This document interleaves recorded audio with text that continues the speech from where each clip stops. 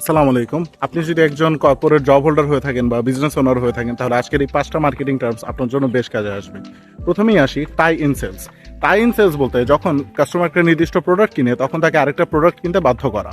অর্থাৎ আপনি যদি এইচপি বা ক্যাননের একটা প্রিন্টার কিনতে যান, তখন তারা আপনাকে বলবে যে এটার সাথে কম্পিটেবল ইঙ্ক বা কার্টিসটা কিনতে, না হলে প্রিন্টারটা ভালো মতো কাজ করবে না। এটাকে বলে টাই ইন সেলস। তারপর আসে keep out pricing. Keep out প্রাইসিংটা বেশি ইন্টারেস্টিং। যখন একটা বিজনেস বা কম্পিটিটর চায় যে তার বিজনেস ছাড়া মার্কেটে আর কোনো কম্পিটিটর থাকবে না, তখন সে প্রোডাক্টের প্রাইস অনেক বেশি কমিয়ে দেয়। এটাকে বলে কিপ আউট প্রাইসিং।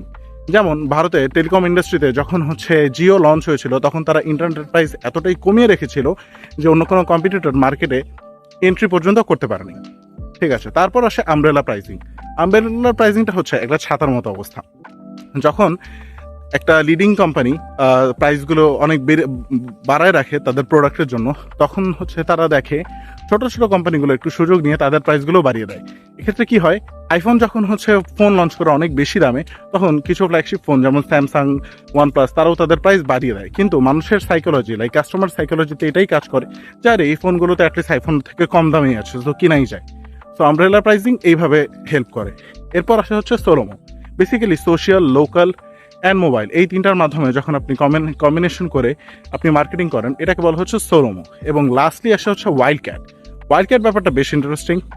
যখন মার্কেটে কোনো প্রোডাক্ট রিসার্চ ছাড়াই কোনো প্রোডাক্ট বড় পরিসরে লঞ্চ করে দেওয়া হয়, সেটাকে বলে ওয়াইল্ড ক্যাট। যেমন গুগল গ্লাসের কথা মনে আছে? গুগল গ্লাস করেছিল কি, এই প্রোডাক্টটা মার্কেটে চলবে কিনা, আদৌ কাস্টমার কিনবে কিনা, কোনো মার্কেট রিসার্চ না করি তারা অনেক বড় ব্র্যান্ডিং এবং ক্যাম্পেইনের মাধ্যমে এই প্রোডাক্টটা লঞ্চ করে দেয়। সো এইটাকে বলা হচ্ছে আপনার ওয়াইল্ড ক্যাট। সো এই 5টা মার্কেটিং টার্মসের মধ্যে আপনার কোনটা ভালো লেগেছে কমেন্টে জানাতে পারেন, এবং এমন যদি ভিডিও চান তাহলে ফলো করে রাখতে পারেন। আসসালামু আলাইকুম।